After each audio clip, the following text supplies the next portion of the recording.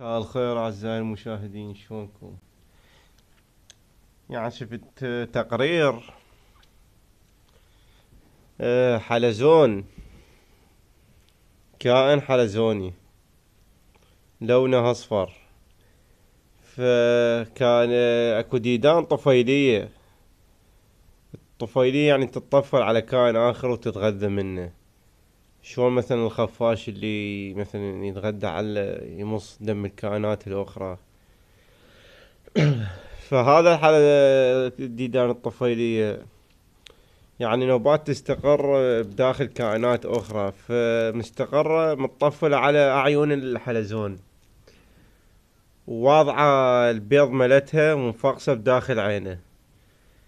فهذه الديدان الطفيلية شلون تتغذى؟ يعني ما تقتل الكائن الحي، هي كسبت هاي المهارة الغريزية عبر تاريخ تطورها.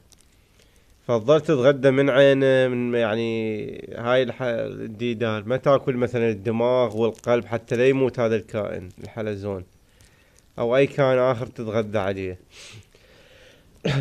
فتظل تاكل يعني باللحم هذا حتى لا يموت.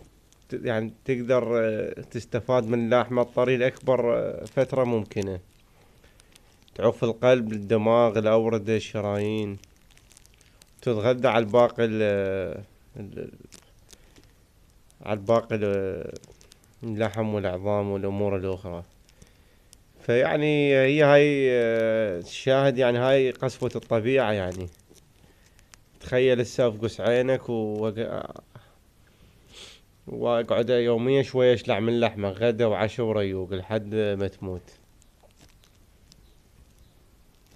حتى اكل اني.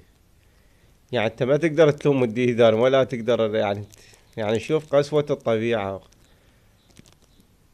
هاي اول من لاحظ هاي العملية طبعا العالم تشارلز داروين، وقال كلمته الشهيرة. يعني من شاف هذا المشهد قال على العالم أن يكون خالي من العواطف، ويكون قلبه يعني مقطود بالصخر، مقدود بالصخر، أقسى من الصخر. تحياتي للجميع.